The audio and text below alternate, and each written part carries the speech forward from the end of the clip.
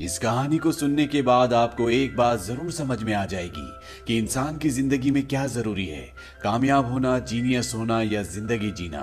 Bollywood silver screen presenting gifted. ये कहानी शुरू होती है फ्लोरिडा के एक छोटे से घर से, जहां पर एक आदमी को दिखाया जाता है जिसका नाम फ्रैंक होता है। फ्रैंक अपनी बेटी को आज पहली बार स्कूल भेज रहा है, जिसका नाम मैरी है। मैरी स्कूल नहीं जाना चाहती, पर फ्रैंक उसे कहता है कि तुम्हारी मॉम यही चाहती थी और तुम्हें स्कूल जाना पड़ेगा। वो मैरी को स्कूल भेज देता है और जब वो वापस अपने घर पर आता है तो यहाँ पर उसके घर की ओनर आती है। वो कहती है कि तुमने मैरी को स्कूल भेजकर अच्छा नहीं किया, अब भी तुम्हारे पास मौका है, तुम उसे वापस ले आओ। फ्रैंक उसे बताता है कि 2 दिन पहले मैरी ने उसे कहा कि अगर जर्मनी यूरो से बाहर आ जाए तो भी वर्ल्ड वाइड डिप्रेशन आ सकता है, और ये अपने आप में बहुत बड़ी बात होती है जो बड़े बड़े इकोनॉमिस्ट भी नहीं बता सकते। फ्रैंक कहता है कि मैरी के अपनी उम्र के एक भी दोस्त नहीं है, उसे अपनी उम्र वालों के साथ दोस्ती करनी चाहिए। यहाँ पर जो उसकी ओनर होती है वो कहती है कि अगर मैरी को किसी ने हमसे छीना तो मैं तुम्हें नहीं छोड़ूंगी, और वो वहां से चली जाती है। वहीं स्कूल में दिखाया जाता है कि मैरी का आज पहला दिन है और क्लास में उसकी टीचर सब बच्चों से पूछती है 2 और 2 कितना होता है। एक बच्चा जवाब देता है 4। मैरी इन सब सवालों से परेशान और बोर हो रही होती है। इसके बाद उसकी टीचर पूछती है 3 + 3 कितना होता है। मैरी पूछती है कैसा स्कूल है, सबको पता है इसका आंसर 6 है। उसकी टीचर कहती है कि यहाँ का एक रूल है, जब किसी बच्चे का नाम लिया जाए तभी वो जवाब देगा। और इसके बाद मैरी की टीचर उसे खड़ा करके पूछती है चलो तुम बताओ 9 + 8 कितना होता है। मैरी तुरंत जवाब देती है 17। उसकी टीचर कहती है हाँ सही है, अब ये बताओ 15 + 17 कितना होता है। मैरी कहती है 32। उसकी टीचर को लगता है कि ये आसान था, इसीलिए उसने जल्दी बता दिया। वो पूछती है 57 + 1 35 कितना होता है। मैरी तुरंत जवाब दे देती है 192। ये सुनकर उसकी टीचर को थोड़ा सा अजीब लगता है, इसीलिए अब वो उससे टफ क्वेश्चन पूछती है। वो कहती है बताओ 57 × 135 कितना होता है। मैरी थोड़ी देर सोचती है और जवाब देती है 7695। और ये जवाब सुनकर उसकी टीचर कैलकुलेटर निकालकर जब कैलकुलेट करती है तो मैरी का आंसर बिल्कुल ठीक होता है। मैरी यहाँ पर इसका स्क्वायर रूट भी बता देती है। वो कहती है 87.7, जो कि सही आंसर होता है। मैरी की टीचर हैरान होती है कि मैरी ने किया तो किया कैसे। कुछ देर बाद मैरी की प्रिंसिपल सब बच्चों से मिलने के लिए आती है। मैरी अपनी प्रिंसिपल से बोलती है क्या कोई फ्रैंक को यहाँ पर बुला सकता है, क्योंकि मैं इस नर्क में एक पल भी नहीं रहना चाहती। कुछ देर बाद फ्रैंक जब मैरी को स्कूल से ले जा रहा होता है तो वहां पर उसकी टीचर मिस स्टीवनसन और एक और टीचर खड़ी होती है। दूसरी टीचर मिस स्टीवनसन को बताती है कि मैरी के डैड हर फ्राइडे को बार में आते, मैंने उन्हें कई बार वहां पर देखा है, लेकिन ये उदास रहते हैं। मैरी की टीचर मिस स्टीवनसन भागते हुए उनके पीछे जाती है। वो फ्रैंक को रोककर बताती है कि आपकी बेटी गिफ्टेड है, आज उसने मैथ्स के ऐसे ऐसे सवालों के जवाब दिए जो एक 7 साल के बच्चे के लिए बहुत मुश्किल है। फ्रैंक कहता है ऐसा कुछ भी नहीं है, ये सिर्फ एक ट्रिक है जिसे ट्रैक्टनबर्ग मेथड कहा जाता है। वो 7 सालों तक नाजी कॉन्सेंट्रेशन कैंप में थे और वहां पर उन्होंने इस तरीके को इजाद किया था। ये कहकर फ्रैंक मैरी को लेकर वहां से निकल जाता है। वो उसे बीच पर लेकर जाता है। फ्रैंक मैरी से नाराज होता है क्योंकि उसने अपनी प्रिंसिपल से बदतमीजी की। मैरी कहती है मैं आगे से ऐसा नहीं करूंगी। फ्रैंक उसे ये भी कहता है कि तुम्हें शो ऑफ करने की कोई जरूरत नहीं है। वहीं दूसरी तरफ मैरी की टीचर मिस स्टीवनसन को दिखाया जाता है जो उस तरीके के बारे में इंटरनेट पर पढ़ रही होती है जो उसे फ्रैंक ने बताया था, यानी कि ट्रैक्टनबर्ग मेथड, पर उसे इस मेथड के बारे में कुछ भी समझ नहीं आता। अब अगले दिन यहाँ सब बच्चों का टेस्ट होता है और जब मैरी को उसका टेस्ट पेपर दिया जाता है तो वो उसे चंद ही मिनटों में सॉल्व कर देती है। मिस स्टीवनसन कहती है कि मुझे पता था कि तुम ऐसे ही करोगी, और वो उसे एक हार्ड क्वेश्चन पेपर देती है, पर वो भी मैरी कुछ ही देर में हल कर देती है। यहाँ पर मिस स्टीवनसन को समझ में आ चुका है कि मैरी का दिमाग नॉर्मल बच्चों से बहुत अलग है। उसका दिमाग गिफ्टेड है, वो जीनियस है। और अब वो मैरी के पिता फ्रैंक एडलर के बारे में इंटरनेट पर गूगल पर सर्च करती है। वो टाइप करती है फ्रैंक एडलर मैथमेटिशियन, पर उसे कोई भी रिजल्ट नहीं मिलता। पर यहाँ पर एक दूसरा नाम सामने आता है। ये नाम होता है डिएन एडलर मैथमेटिशियन, और जब वो उसके बारे में पढ़ती है तो उसमें लिखा होता है कि ये एक जीनियस थी, पर इसने सुसाइड कर ली। उसकी एक बेटी भी थी जिसे अब उसका भाई फ्रैंक पालता है, यानी कि मैरी फ्रैंक की बेटी नहीं बल्कि उसकी भांजी है, यानी कि वो उसकी बहन की बेटी है। मिस स्टीवनसन ये सब जानने के बाद फ्रैंक से मिलने के लिए उस बार में जाती है जहां पर वो हर फ्राइडे को जाता है। ये दोनों एक साथ ड्रिंक पीते हैं और वहां पर फ्रैंक बताता है कि जब मैरी 6 महीने की थी तो एक रात को मेरी बहन मेरे घर पर आई। वो मुझसे कुछ बात करना चाहती थी, पर उस रात को मुझे डिनर पर जाना था और जब मैं डिनर से वापस आया तो मैंने देखा कि मेरी बहन ने सुसाइड कर लिया। पिछले 6.5 सालों से मैरी और मैं एक साथ हैं। मैरी के डैड ने कभी उसे देखा भी नहीं क्योंकि वो इंसान मेरी बहन को 1 महीने में छोड़कर चला गया था। फ्रैंक स्टीवनसन को यह भी बताता है कि उसकी मॉम ने उसकी बहन को घर से निकाल दिया था जब वो प्रेग्नेंट थी, क्योंकि उसकी मॉम को उसकी बहन को लेकर कुछ और प्लान्स थे, इसीलिए वो उनके प्लान्स में फिट नहीं हुई। अब अगले दिन स्कूल बस में दिखाया जाता है कि मैरी की क्लास का एक बच्चा एक मॉडल एक प्रोजेक्ट बनाकर ला रहा होता है। तभी एक बड़ी क्लास का बच्चा जानबूझकर उसे गिरा देता, उसे परेशान करने लगता है। इस बात से मैरी को गुस्सा आता है और वो भागते हुए उसकी तरफ जाती है और अपनी बुक उसकी नाक पर मारती है। उस बच्चे की मॉम उसे स्कूल से वापस ले जाती है जिसकी नाक से खून निकल रहा होता है। फ्रैंक ये देख लेता है और वो मैरी के पास जाता है, लेकिन वो मैरी को डांटता नहीं है और प्रिंसिपल के पास जाता है। प्रिंसिपल कहती है कि इस बात के लिए मैरी को निकाला जा सकता है। फ्रैंक कहता है कि ये उसकी पहली गलती है, वैसे भी उसने लड़ाई एक बच्चे को बचाने के लिए की जिसको वो लड़का परेशान कर रहा था। यहाँ पर प्रिंसिपल कहती है कि मुझे पता चला है कि आपकी बच्ची एक्स्ट्रा ऑर्डिनरी है, वो बहुत टैलेंटेड है, उसके अंदर ऐसी खूबियां हैं जो हमारे स्कूल की पढ़ाई उसे कभी नहीं पढ़ा सकती। एक स्कूल है जिसका नाम ओक्स है, वहाँ के प्रिंसिपल मेरे दोस्त हैं, अगर आप चाहो तो हम वहाँ पर मैरी का एडमिशन करवा सकते हैं। फ्रैंक कहता है कि मैंने पता किया था, लेकिन वहाँ की फीस $30,000 है जो मैं अफोर्ड नहीं कर सकता। प्रिंसिपल कहती है कि मैं उसे स्कॉलरशिप दिला सकती हूँ, पर फ्रैंक मना कर देता है। वो कहता है कि मैं नहीं चाहता कि मैरी को ये लगे कि वो दूसरों से अलग है, मैं चाहता हूँ कि वो इसी स्कूल में पढ़े। हालांकि जो स्कूल बस में आज हुआ वो बिल्कुल सही नहीं था, पर अगर आप इसे दूसरे नजरिए से देखें तो एक 12 साल का बच्चा जो 7 साल के बच्चे को परेशान कर रहा था, मैरी ने उसके खिलाफ आवाज उठाई और ये मेरे लिए बहुत मायने रखता है। मैं जानता हूँ किसी पर हाथ उठाना गलत है, इसके लिए मैरी को डांट भी पड़ेगी, पर मुझे मैरी पर फक्र है। फ्रैंक के जाने के बाद प्रिंसिपल बोलती है कि मैरी की सारी डिटेल्स निकालो।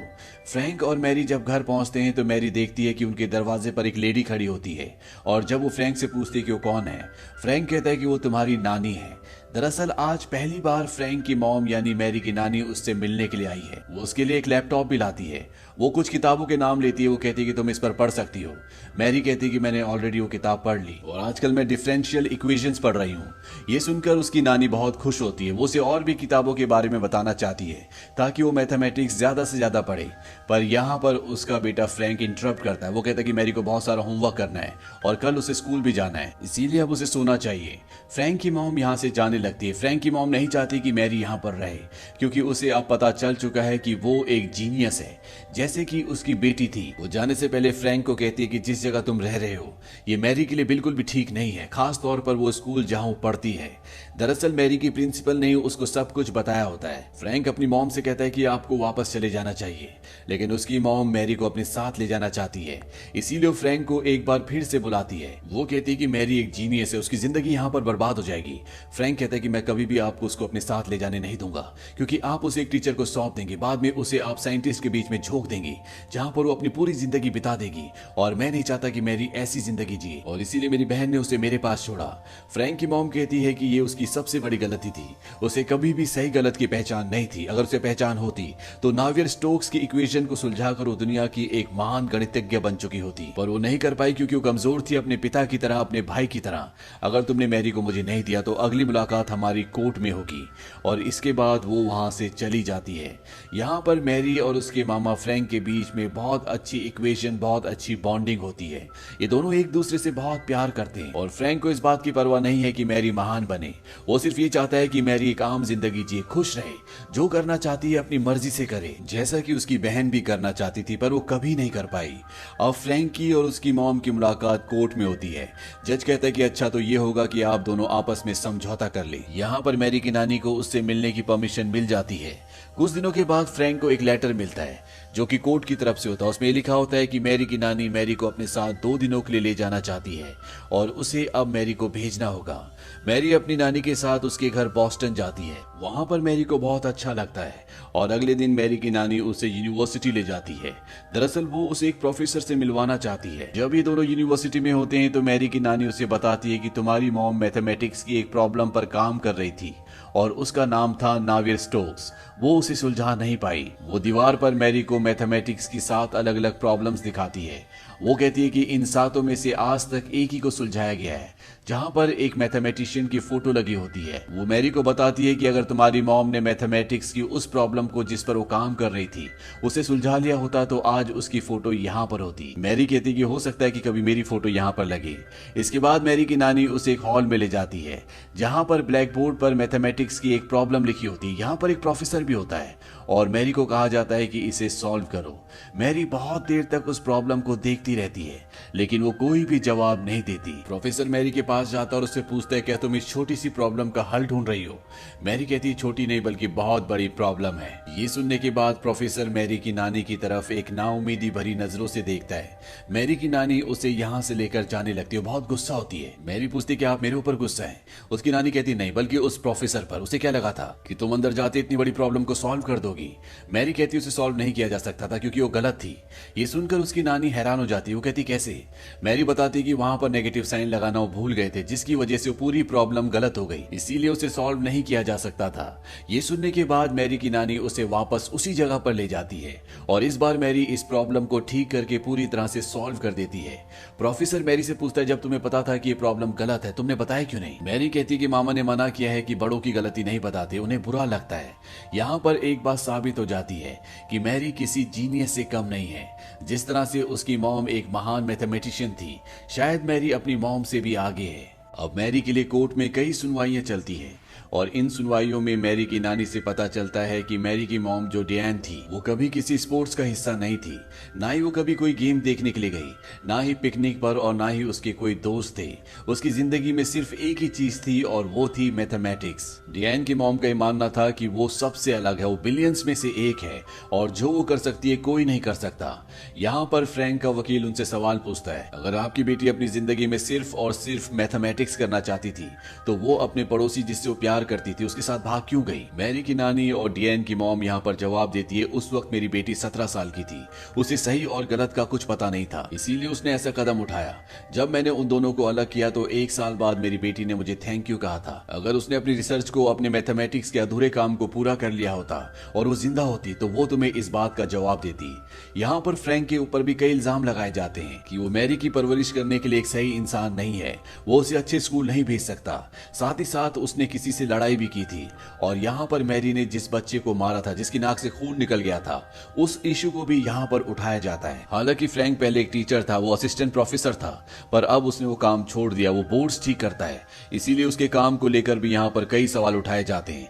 वो कहते हैं कि तुम मैरी को अच्छी एजुकेशन नहीं दे सकते, तुम्हारे पास हेल्थ इंश्योरेंस भी नहीं है, साथ ही साथ मैरी को जो ऑक्स की स्कॉलरशिप मिल रही थी तुमने उसे भी ठुकरा दिया। फ्रैंक कहता है कि मेरी बहन हमेशा से ये चाहती थी कि उसकी बेटी को एक आम जिंदगी मिले, वो एक आम स्कूल में पढ़े, वो आम बच्चों के साथ खेले, उनसे दोस्ती करे, जो सब उसे नहीं मिला वो सब अपनी बेटी को देना चाहती थी। यहाँ पर मैरी का पिता भी आता है और वो ये सिफारिश करता है कि मैरी को उसकी नानी को दे दिया जाए, पर उसने कभी अपनी बेटी को देखा ही नहीं था, तो कोर्ट को समझ में आ जाता है कि इसे मैरी की नानी ने यहाँ पर बुलाया है, इसीलिए उसकी बात को कोई भी तवज्जो नहीं दी जाती। हालांकि ये केस पूरी तरह से फ्रैंक के फेवर में है, लेकिन एक चीज उसके फेवर में नहीं है और वो है उसकी फाइनेंशियल कंडीशन। हो सकता है कि उसकी फाइनेंशियल कंडीशन की वजह से केस उसके पक्ष में ना जाए और मैरी को उसकी नानी को सौंप दिया जाए। वहीं मैरी की नानी को भी ये डर होता है कि बचपन से फ्रैंक ने मैरी को पाला है, इसीलिए हो सकता है कि जज उसकी कस्टडी उसे दे दे। और फ्रैंक के वकील का कॉल आता है, वो कहता है कि तुम्हारी मॉम के वकील का कॉल आया था, उसने कहा क्यों ना हम कोई बीच का रास्ता निकाल लें, मैरी की कस्टडी ना तुम्हारे पास रहेगी ना तुम्हारी मॉम के पास, उसे किसी ऐसी फैमिली को दे दिया जाए जो उसकी अच्छी केयर कर सके, जो उसे अच्छी एजुकेशन दिला सके। हालांकि फ्रैंक इस बात के लिए राजी नहीं होता, पर उसका वकील कहता है जब मैरी 12 साल की हो जाएगी तो कोर्ट में जाकर ये कह सकती है कि उसे किसके साथ रहना है, तब तक हम उसे फॉस्टर केयर के लिए दूसरे परिवार को दे देते हैं। मैंने एक परिवार से बात भी कर ली है, वो परिवार तुम्हारे घर से 25 मिनट की दूरी पर रहता है, वहां तुम्हारी मॉम भी उससे मिल सकती है और तुम जब चाहे उससे मिलने जा सकते हो। हालांकि फ्रैंक ऐसा नहीं करना चाहता, पर उसका वकील उसे बताता है कि जो जज तुम्हारे केस का फैसला करेगा मैं उसे अच्छे से जानता हूँ, उसके साथ मैंने कई केस लड़े हैं और वो फैसला तुम्हारी मॉम के पक्ष में सुनाएगा क्योंकि उनके पास पैसे हैं, वो मैरी को अच्छी जिंदगी दे सकती है। अब फ्रैंक उस परिवार से मिलने जाता है जहां पर इन्हें मैरी को भेजना है। फ्रैंक को ये परिवार अच्छा लगता है। फ्रैंक उनसे कहता है कि मैरी अपने साथ अपनी बिल्ली ला सकती है। दरअसल मैरी की एक बिल्ली होती है जिससे वो बहुत प्यार करती है। वो परिवार इस बात की मंजूरी दे देता है और अब कोर्ट की मंजूरी के साथ फ्रैंक मैरी को उस परिवार के पास छोड़ने के लिए जाता है। हालांकि मैरी वहां नहीं रहना चाहती। वो फ्रैंक से कहती कि तुमने मुझसे वादा किया था कि तुम हमेशा मुझे अपने साथ रखोगे, पर अब फ्रैंक मजबूर है। वो मैरी को समझाने की कोशिश करता है। मैरी कोई बात नहीं सुनना चाहती। वो बहुत रोती है, बहुत चिल्लाती है कि मुझे अपने साथ ले जाओ, लेकिन वो उसे अपने साथ नहीं ले जा सकता, इसीलिए उसे वहां पर छोड़कर निकल जाता है। इस बात से फ्रैंक को बहुत दुख होता है। फ्रैंक मैरी से मिलने दोबारा जाता है, पर जिसके घर पर मैरी रहती है वो कहता है कि मैरी तुमसे नहीं मिलना चाहती, वो तुमसे नाराज है। तुम्हें भी इस बात को समझना चाहिए, तुम्हें थोड़ा वक्त देना चाहिए। फ्रैंक वहां से वापस चला जाता है। अब एक दिन मैरी की टीचर मिस स्टीवनसन को बिल्ली को अडॉप्ट करने का एक ऐड दिखता है, और ये बिल्ली और कोई नहीं बल्कि मैरी की बिल्ली फ्रेड होती है। स्टीवनसन इस ऐड का फोटो खींचकर फ्रैंक को भेज देती है। फ्रैंक उस जगह जाता है जहां पर बिल्ली होती है। वो उनसे पूछता है कि इस बिल्ली को यहाँ पर कौन लेकर आया। वो बताते हैं कि एक लेडी यहाँ पर इस बिल्ली को छोड़ने के लिए आई थी। उसने कहा था कि उसे बिल्लियों से एलर्जी है। यहाँ पर फ्रैंक समझ जाता है कि वो लेडी और कोई नहीं बल्कि उसकी मॉम है, क्योंकि उसकी मॉम को बिल्लियों से एलर्जी है। वो अपनी मॉम की पूरी चालाकी समझ जाता है और अब वो उस घर में जाता है जहां पर उसने मैरी को छोड़ा था। वहां वो देखता है गेस्ट हाउस में उसकी मॉम, मैरी और एक मैथमेटिक्स का टीचर होता है जो चारों तरफ किताबों से घिरे हुए होते हैं। वो मैरी को कहता है चलो मेरे साथ, लेकिन मैरी अपने मामा से नाराज है। वो बाहर भाग जाती है। फ्रैंक मैरी के पीछे जाने से पहले अपनी मॉम को एक नोटबुक देता है। वो कहता है कि आपको इसे देखना चाहिए। इसके बाद वो बाहर मैरी के पास जाता है। मैरी फ्रैंक से बहुत नाराज होती है क्योंकि फ्रैंक ने मैरी से वादा किया था कि वो उसे अपने से कभी भी दूर नहीं करेगा, इसीलिए फ्रैंक को बहुत मारती है। पर फ्रैंक उसे मना लेता है। साथ ही साथ वो उसे ये भी बताता है कि फ्रेड यानी कि तुम्हारी बिल्ली अब मेरे पास है, वो घर पर खेल रही है और तुम्हारा इंतजार कर रही है। फ्रैंक एक बार फिर से अंदर अपनी मॉम के पास जाता है जहां उसके हाथ में वो नोटबुक होती है जो फ्रैंक ने उसे दी थी। उस नोटबुक में लिखा होता है कि उसकी बहन डियान ने अपनी रिसर्च को, अपनी थीसिस को पूरा कर लिया था, यानी कि मैथमेटिक्स की जिस प्रॉब्लम को सुलझाना चाहती थी वो उसने सुलझा ली थी। पर फ्रैंक की मॉम को इस बात पर यकीन नहीं होता। वो कहती कि अगर डियान ने किया होता तो सबको बताती, दुनिया के सामने इस बात को लाती। फ्रैंक उन्हें बताता है कि डियान ने मुझसे वादा लिया था कि इन नोट्स को मैं मरने के बाद पब्लिश करूं। उसकी मॉम कहती कि उसे मरे हुए 6 साल हो चुके हैं। फ्रैंक कहता है कि वो अपनी मौत की बात नहीं कर रही थी। दरअसल डियान अपनी मॉम की हेलीकॉप्टर पेरेंटिंग से इतनी परेशान थी कि वो अपनी जिंदगी में अपनी मर्जी से कुछ कर ही नहीं पाई। हालांकि उसने मैथमेटिक्स की एक बहुत बड़ी प्रॉब्लम को सुलझा लिया था, पर वो अपनी जिंदगी में पूरी तरह से हार चुकी थी। इसीलिए वो अपनी मॉम से नाराज थी और अपने भाई को इसीलिए उसने कहा था कि मॉम की मृत्यु के बाद इसे पब्लिश करना। फ्रैंक अपनी मॉम को कहता है कि मैं मैरी को अपने साथ ले जा रहा हूँ, वैसे भी अब आपके पास टाइम नहीं होगा, इस चीज को प्रूव करने में आपको कई साल लग जाएंगे। ये कहकर फ्रैंक वहां से चला जाता है।